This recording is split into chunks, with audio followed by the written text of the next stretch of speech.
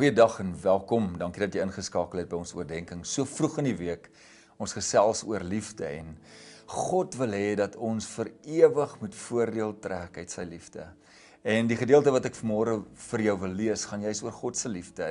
En ons gesels ook in die naweke oor God se beskerming, wat 'n muur om ons lewe is. So kom ons lees uit 1 Johannes 4 vanaf vers 19.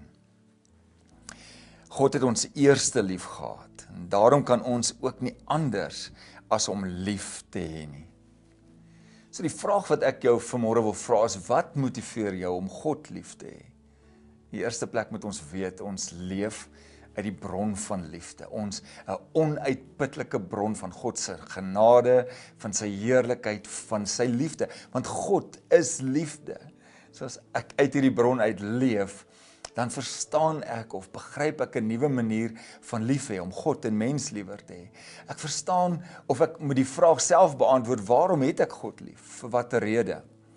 Is dit dalk moontlik wat ek van God kan kry? Of is dit nie dalk net nodig dat ek soms gaan en sê, Here, ek kom net vandag dankie sê.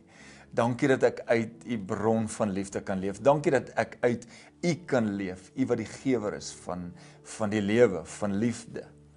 En mag die Here jou help, mag hy jou lei om hierdie vraag te kan beantwoord. Here, my liefde vir u gaan oor dit, oor dit wat u vir my gegee het, wie u is. En mag u God lief hê met u hele hart, siel, krag, verstand, alles. En so ook vir mense. Kom ons bid saam. Here, baie dankie dat u ons leer om uit u te leef, uit die bron van liefde, onuitputlike bron wat nooit kan opdroog nie. Dankie dat u ons vandag lei en dat u ons leer om in liefde te leef. In Jesus naam. Amen. Mag jy 'n wonderlike dag hê. Gaan leef uit liefde. Sien jou môre.